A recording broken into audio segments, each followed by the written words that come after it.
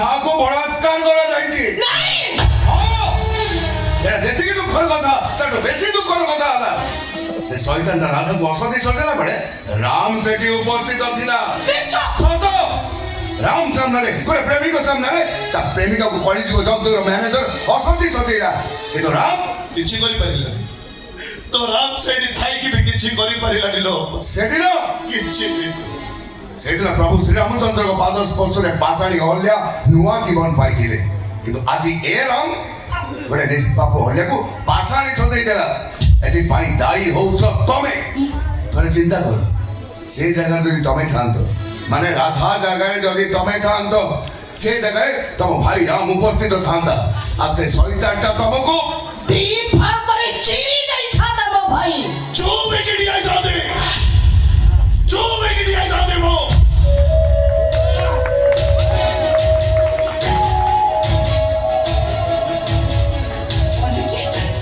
ସେ ଲୋକ କିଏ और जो दफ्तर मैनेज ଭାଇଙ୍କ ମନରେ ବଳିଆ খুব ভয়ঙ্কর না ଓ ଭୟଙ୍କର କେତେ ଝିଅଙ୍କର ଇଜ୍ଜତ ନେଇଛି କେତେ ଲୋକଙ୍କର ଜୀବନ ନେଇଛି ତାର ହିସାବ ଆଜି ପର୍ଯ୍ୟନ୍ତ କେହି ପାଇନାହାନ୍ତି କିନ୍ତୁ ଏପର୍ଯ୍ୟନ୍ତ ପୋଲିସ ତାକୁ ଥାନାକୁ ଡାକିନି ମୋ ରାମ ଚାହିଁଲେ ତାକୁ ଶାସ୍ତି ଦେଇପାରିବ बस थारे में तो अनुमति दे रहा देखियो तो छाती चिरी ता कॉलेज जाने जदी राधा दरे घरे न देखछि थारे मो ना राम हो ତୁ ସତ କହୁଛୁ तो मुंडा से कथा दउछि ना से साउ जदी मो दिए भाग करे पाड़ी न देखछि थारे तो राम तते मुंह में देखाइबो କାନ୍ଧରୁ ଖୋଲ ସେ ଗାମୁଛା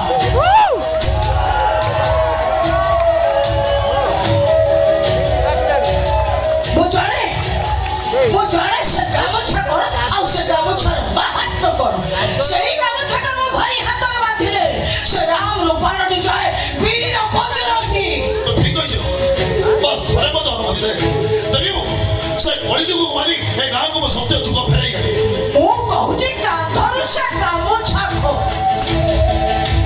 ଦେ ମତେ ସେ ଗାମୁଛା ଦେ ମତେ बालो से काबूचे बात रे बाल बाबा तो खामोश करो से काबूचे बात रे बाल ବାନ୍ଧ ଶାନ୍ତ ରାମ ହାତେ ସେ କାମକୁ ସମାଜ ଦିଅ बात दे माजी प्रतिशोध देबी बाल ବାନ୍ଧ ଶାନ୍ତ ରାମ ହାତେ ସେ କାମକୁ ସମାଜ ଦିଅ बात दे हे बाबा अपना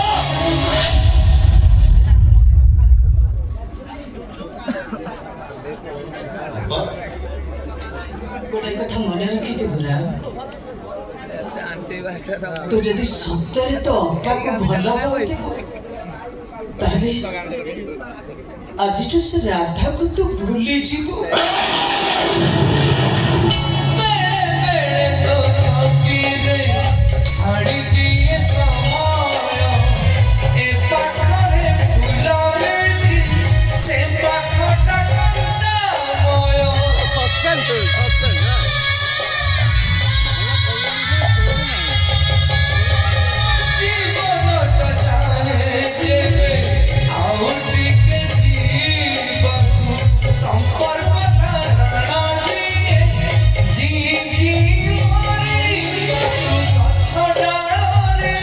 वो सबने कोई बताओ किए भी ससुरा पर तू भी कोई राधा को भूली छी बात तो सेटा हृदय ना पत्थर ରାମ चली जा बुए मो अबा भली गोटे पत्थर पई तम जीवन को तम नष्ट कर ରାମ आ आज तुम जो मो कथा न माने हले देखिबो दिन आछिबे दुनिया तुमको कहिबो तमे होत जने विफल प्रेमिक ରାମ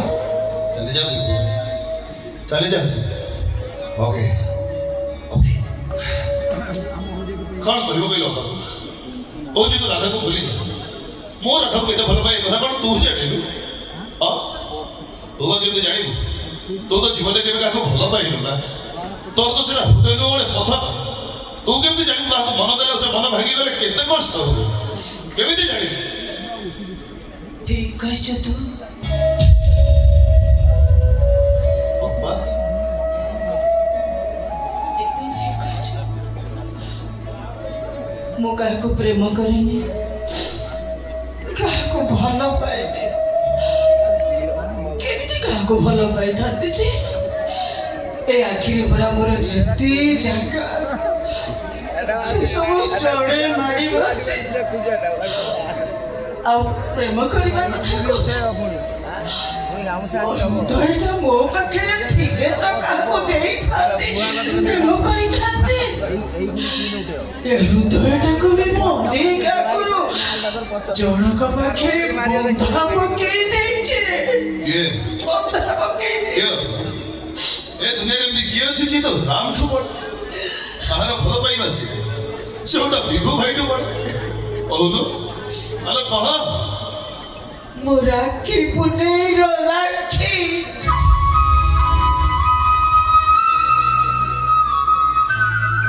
ମୋ 25 ବର୍ଷର ରାକ୍ଷୀ ବାଉଳ ଦବ ବୋଲି ମୁଁ ଅପେକ୍ଷା କରିଥିବା ଠକ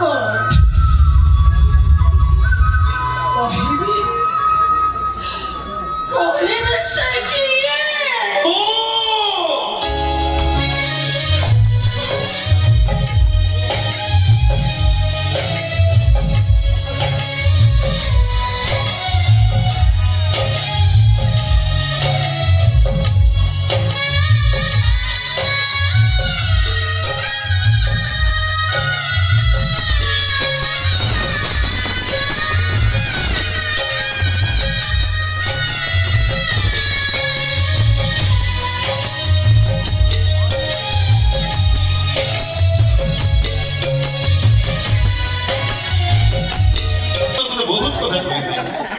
ମୁଁ ଜାଣିଛି ତୁ ମୋତେ ତ ଜୀବନଠୁ ବେଶୀ ଭଲ ହେଲେ ମୁଁ ରାଧାକୁ କେତେ ଭଲ ପାଏ ଏ କଥା କଣ ତୁ ଛାଡ଼ିବୁ ତାପରେ ମୋତେ କହୁଛୁ କଣ ତୁ ରାଧାକୁ ଭୁଲି ଯାଇଛୁ ଏଇଟା କଣ ଗୋଟେ କଥା ରାଧା ତୁ ଆସୁ ରାଧା ଭଲ କରିଛୁ ଜାଣିଛୁ ସେମାନେ କେହି ଭଲ ଲୋକ ନୁହଁ ଚାଲ ଆମେ ଦି ଜଣ ଗାଁ ଛାଡ଼ିକି ପଳେଇବା ଭଲ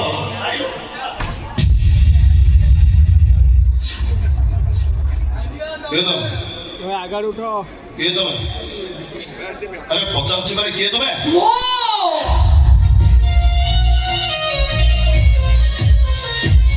तो मैं ठीक हाँ ମୁଁ ଶୁଣିଲି ତମେ ଗାଁକୁ ଭଲ ପାଅ ଗାଁର ମାଟି ପାଣି ପବନ ବେଶ ପୋଷାକକୁ ଭଲ ପାଅ ସେଇଥିପାଇଁ ମୁଁ ବି କାଞ୍ଚି ହୋଇଗଲି ଏଇ ଦେଖ ମୁଁ ଏ ଡ୍ରେସ୍ କେମିତି ଦେଖାଉଛି ସୁନ୍ଦର ଦେଖାଉଛି मैडम ମୋ ମନ ଭଲ ନାହିଁ ମୋ ମାନସିକ ପରିସ୍ଥିତି ବି ଭଲ ନାହିଁ ଦୟାକରି ଆପଣଙ୍କ ଆସିଲେ ଜାଣିଛି ସବୁ ଜାଣିଛି ତମ ପ୍ରେମିକା ରାଧା ଆଉ ତମର ହେଇକି ନାହିଁ କିଏ କହିଲା ରାଧା ମୋର କି ନାହିଁ ଯିଏ ବି କହିଛି ଆପଣଙ୍କୁ ମିଛ କହିଛି ସତ କହିଲା ମାନେ ରାଧା ଖାଲି କମଳ ନୁହଁ କାହାରି ପ୍ରେମିକା କିମ୍ବା କାହାରି ସ୍ତ୍ରୀ ହବାର ଯୋଗ୍ୟତା ହରେଇଛି ସେ ମିଛ ରାଧା ଦୁଷ୍କର୍ମର ଶିକାର ହେଇଛି ଏକଥା କଣ ମିଛ ନାଇଁ ସତ ମୁଁ ତ ସେଇଥିପାଇଁ କହୁଛି ରାଧା ଆଉ ତମର ହେଇକି ନାହିଁ ମ୍ୟାଡାମ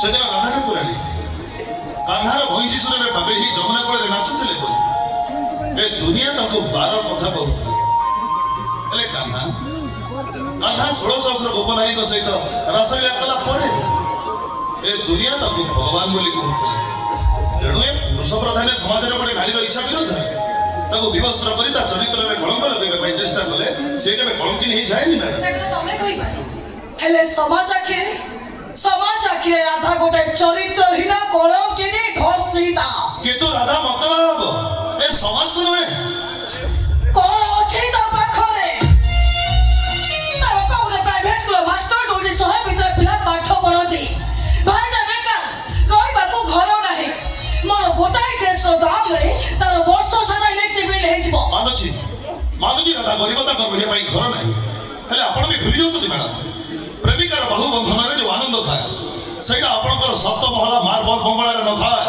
ଶୁଣନ୍ତୁ ଏ ଦୁନିଆ ହୁଏତ ବଦଳି ଯାଇପାରେ କିନ୍ତୁ ମୋ ପ୍ରେମିକାର ସିଂହାସନ ନୁହେଁ ମୁଁ ବି ତମକୁ ଶେଷ ସୁଯୋଗ ଦଉଛି ନା ତମେ ମତେ ଗ୍ରହଣ କରିନି ଓ ଭଲରେ ରହିବ ଏ ଦୁନିଆର ସବୁ ଖୁସି ମୁଁ ତମ ପାଦ ତଳେ ଉଜାଡି ଦେବି ତମେ ମତେ ସୁଯୋଗ ଦେଇ ଦେଖ ନା ତମେ ନିଶ୍ଚୟ ପାଇବ ରାଧା ନୁହଁ ମୁଁ ତମ ପାଇଁ ଯୋଗ୍ୟ ଥରେ ମତେ ସୁଯୋଗ ଦିଅ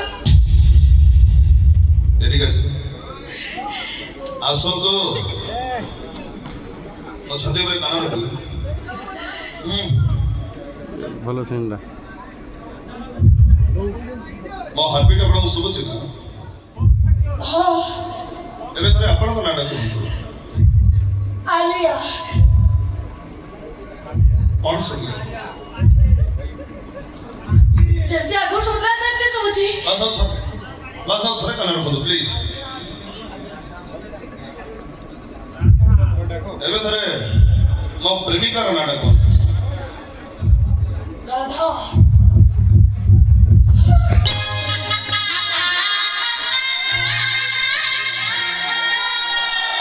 ଏଠାରେ ବୁଝି ପାରିଲେ ନା ମା? ଖାଲି ଯାହାର ନାଁ ଶୁଣିଲେ ହାର୍ଟବିଟ୍ର ସ୍ପିଡ୍ ବଢିଯାଏ, ତାକୁ ହିଁ କୁହନ୍ତି ପ୍ରେମିକା।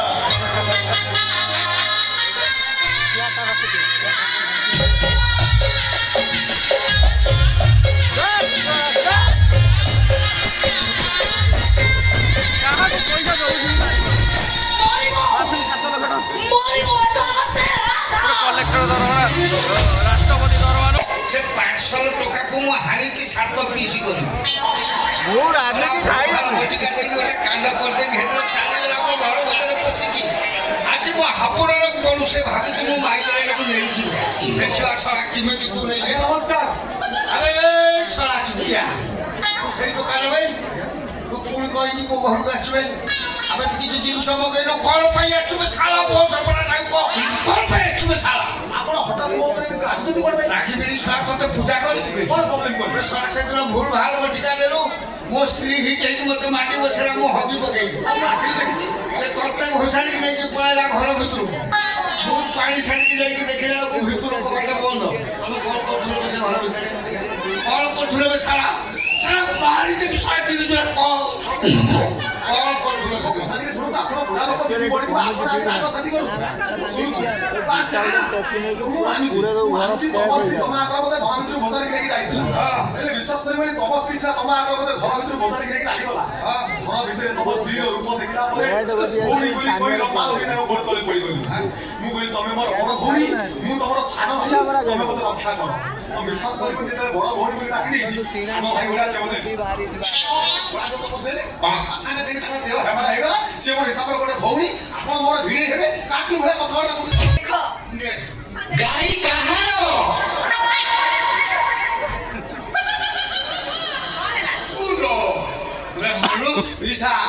ବାବୁ ନା ଡାକି କମିଟି ମେମ୍ବରକୁ ଡାକି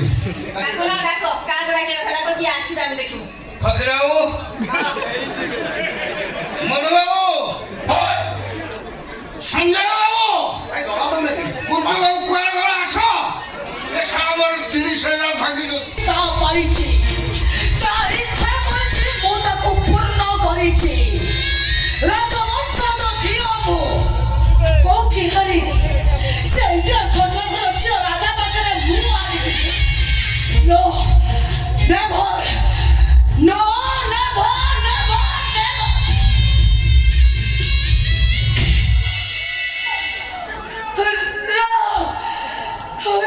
ରାଧାର ନୁହଁ, କେବଳ ମୋ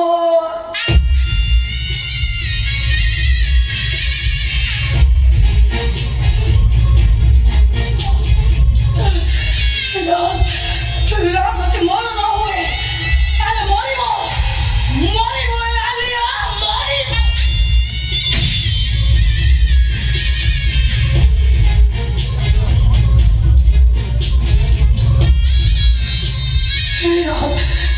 ତମେ କେବଳ ମୋର, ସେ ରାଧାର ନୁହଁ, କେବଳ ମୋ, କେବଳ ମୋ।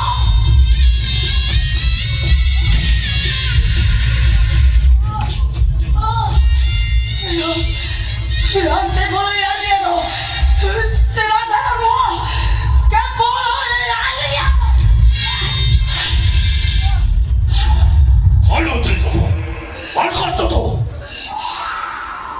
ପକ୍ଷ ପଶ୍ଚାତରେ ଗଠନ କରୁଥିବା ଯୋଗୁଁ ସାର୍ଥକ୍ୟକୁ ଶିଷ୍ଟ କରିବାକୁ ପ୍ରୟାସ କରୁଛି ନାନୀ। ମୋର ଯୋଉଟା ରାଜପାନ ହେଇଯାଇଛି ତ, ରାମ ରାମ ଜପ କରି ମୁଁ ତାକୁ ମୋକ୍ଷ ପ୍ରଦାନ କରୁଛି, ମୋକ୍ଷ ପ୍ରଦାନ କରୁଛି। ମୁଣ୍ଡ ପଡିଗଲା ଆରେ ମରି ଆଉ କ'ଣ ହଉଛି ଏସବୁ? ଏଇଟା ଅଧୁରା ପରି କାଳ କାଣ୍ଡ। ମୋ ପାଇଁ ଜଣକ ରାଜାର ରାଜି ଦରକାର ନାନୀ। ଯୋଉଠି ରାମଚନ୍ଦ୍ରକୁ ବରଣ କରିବେ ଜନକ ନନ୍ଦିନୀ ସୀତା। ରାମ ଆସିବେ, ମତେ ପୁଷ୍ପମାଳ ପିନ୍ଧାଇ ତାଙ୍କ ସାଙ୍ଗରେ ନେଇଯିବେ, ମତେ ସେ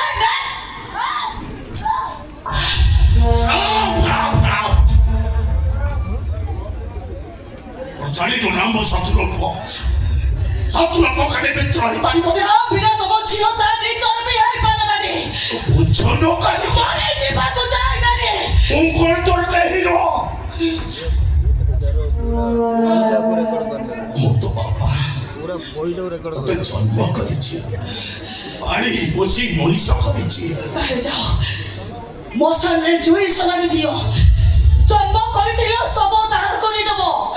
ଯା ଆରେ ତୋର ହବ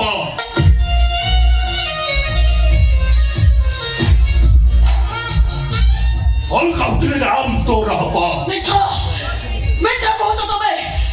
ମୁଁ ଜଣେ ମୋର ଡାଡି କହେ ତୁ ଅଯୋଧ୍ୟା ରାଜା।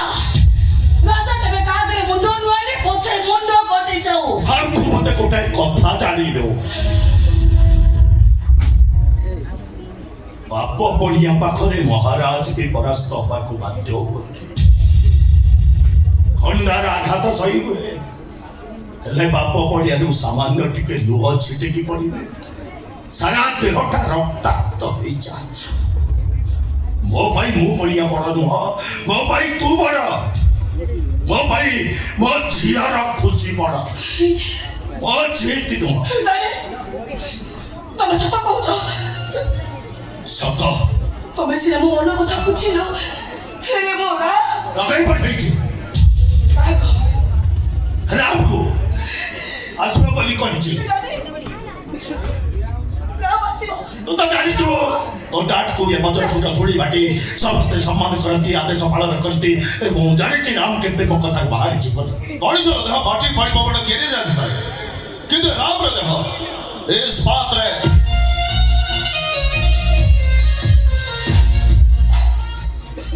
ଜାଣିଛୁ କେହି ନ ଜାଣିଲେ ବି ତୁ ଭଲ ଭାବରେ ଜାଣିଛି ତୁ କଣ ଆଉ ତୁ ବି ଭଲ ଭାବରେ ଜାଣିଛୁ ମୁଁ କଣ ଥର ଚାଚା ଅତୀତର ସେ କଥାକୁ ମନେ ପକାନ୍ତୁ ତାହେଲେ ମାଟି ତଳେ ଶୋଇଥିବା ଫସି ଲଗେଇ ତ ଭାଙ୍ଗିବ ଆଉ ସେମାନେ ତାର କଡ଼ରେ ଉଠାଇଲେ ପରିସ୍ଥିତି ଅନକଣ୍ଟ୍ରୋଲ ହବ ଛାଡ଼ନ୍ତୁ କାହିଁକି ଡାକିଥିଲେ ସେ କଥା କୁହନ୍ତୁ ଶତ୍ରୁତାକୁ ବନ୍ଧୁତ୍ୱରେ ବଦଳାଇ ଦେବାକୁ ଘୃଣାକୁ ପ୍ରେମରେ ଆଲିଙ୍ଗନ କରିବାକୁ ଶତ୍ରୁତାକୁ ଆପଣ ବନ୍ଧୁତାରେ ବଦଳେଇବେ ତାମାନେ ଆପଣ ମୋତେ ନିଜର କରିନେବେ ବୁଝିଗଲି ରାଜା ସାର୍ ସବୁ କିଛି ବୁଝିଗଲି କଣ ବୁଝିଲୁ ଶତ୍ରୁ ଯେତେବେଳେ ଆଲିଙ୍ଗନ କରିବା ପାଇଁ ପ୍ରସ୍ତାବ ଦେବ ବୁଝିନେବ ଚକ୍ର ବିହ ରଚା ସରିଛି ମରିବାଟା ଫାଇନାଲ। ତମେ ଭୁଲ କହୁଛ ନା।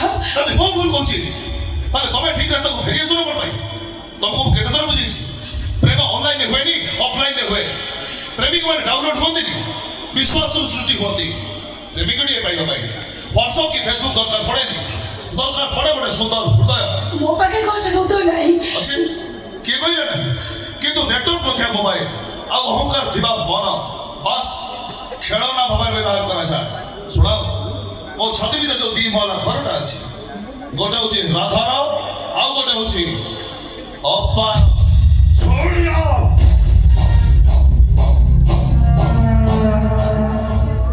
ମୁଁ ଚାହୁଁଛି ଆମ ଭିତରେ ଥିବା ଶତ୍ରୁତାଟା ଆଗକୁ ନ ବଢୁ ତୁ ଯଦି ମୋ କଥା ରାଜି ନ ହୋଇ ମୋ ଝିଅକୁ ବାହା ନଉ ତାର ପରିଣାମଟା ଭୟଙ୍କର ହବ କିଛି କରିପାରିବେନି ଆପଣ କିଛି କରିପାରିବେନି କାହିଁକି ନା ରାମକୁ କୋଉ ରାବଣ ନୁହେଁ ରାମକୁ କେବଳ ରାମ ହିଁ ମାରିପାରିବେ ରାମ